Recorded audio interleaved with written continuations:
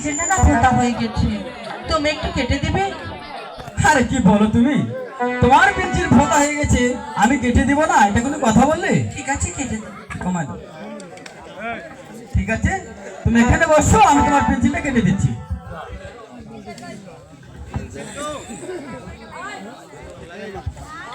কিরে পাল্টাপাল্টি শুরু হইলো।